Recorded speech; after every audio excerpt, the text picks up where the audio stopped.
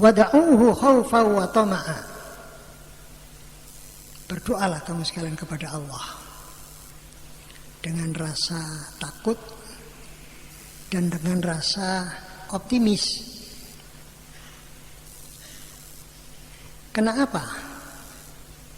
Berdoa itu merupakan salah satu bagian ajaran Islam yang sangat dominan. Malahan kalau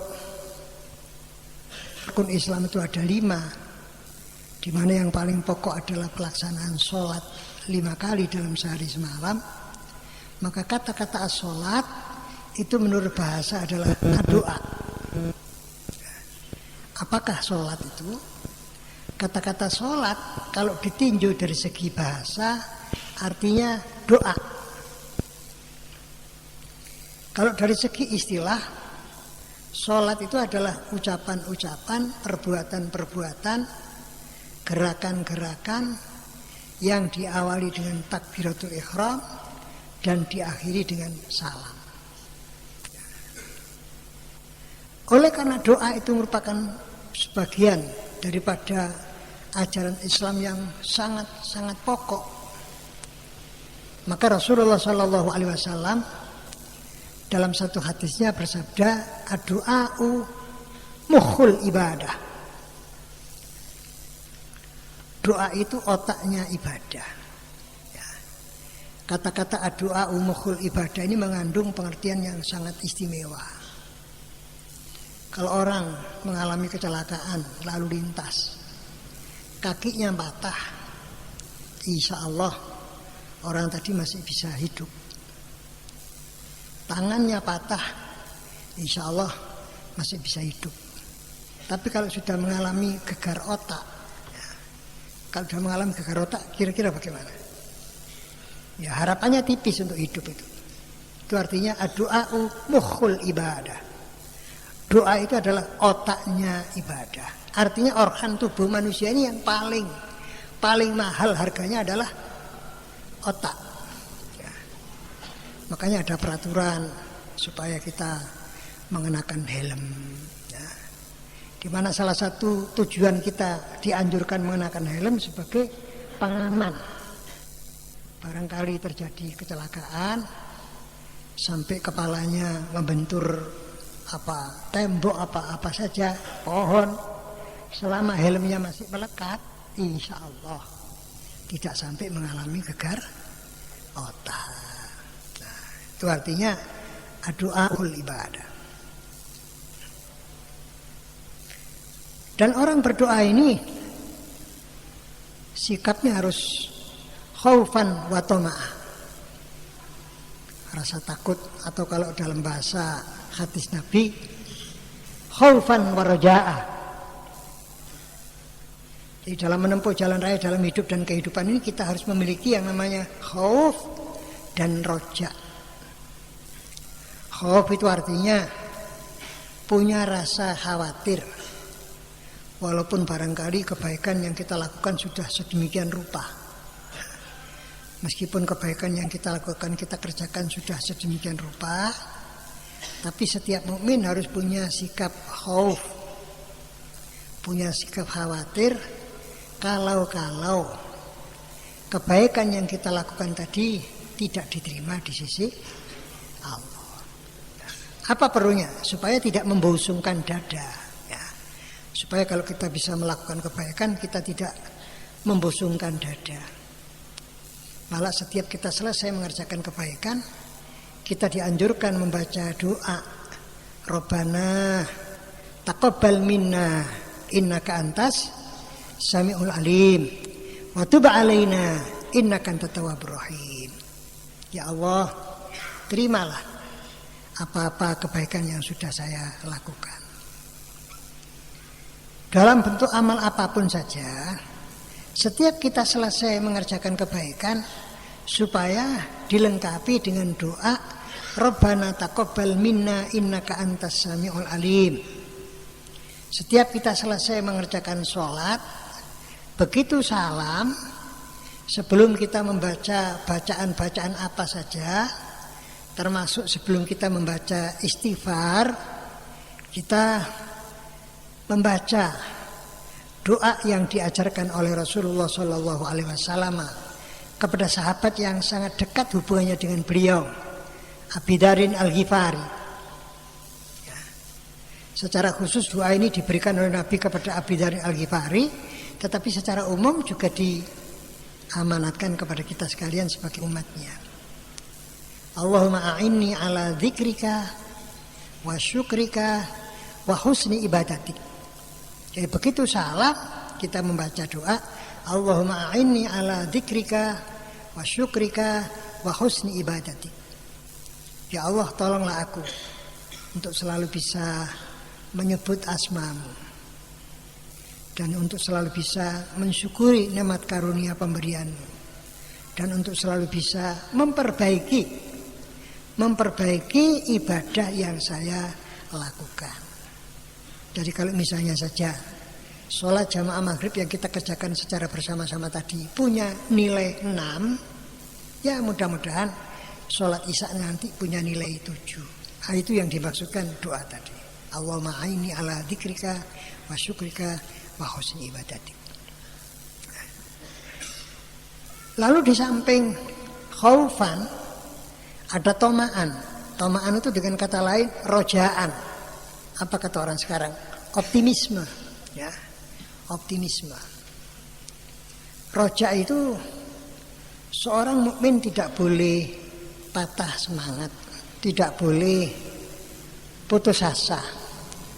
Walaupun barangkali dia pernah lama bergelimang di dalam noda dan susah. Itu namanya rojaan. Wala tufsidu fil ardi ba'da islahiha wada'uhu khawfan wa tama'ah inna rahmatallah qaribun minal muhsinin. Sesungguhnya rahmat Allah Ta'ala itu dekat sekali dengan orang-orang yang selalu berbuat baik.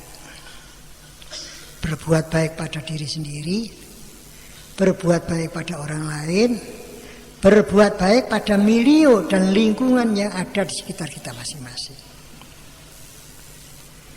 Para jamaah sekalian yang saya hormati,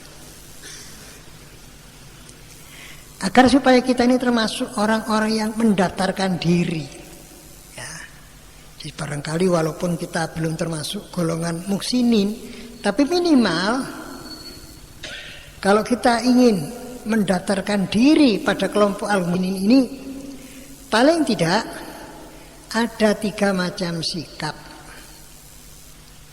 yang harus kita miliki dan kita coba untuk kita terapkan nilainya dalam kehidupan sehari-hari. Nomor 1, bertaubat. Jadi untuk masuk golongan muhsinin ini ada 3 macam sikap yang harus kita upayakan untuk bisa kita miliki dan kita terapkan nilainya dalam kehidupan sehari-hari. Nomor 1, bertaubat. Yang kedua, bersyukur. Yang ketiga, bertahan di dalam kebenaran. Apa sebabnya? Justru di dalam ajaran Islam itu kita dapati satu bab tentang taubat. Karena Rasulullah Shallallahu Alaihi Wasallam bersabda, setiap anak cucu Adam, siapapun orangnya, sepanjang perjalanan hidup ini disengaja ataupun tidak, sering melakukan berbagai macam kesalahan-kesalahan tanpa terkecuali.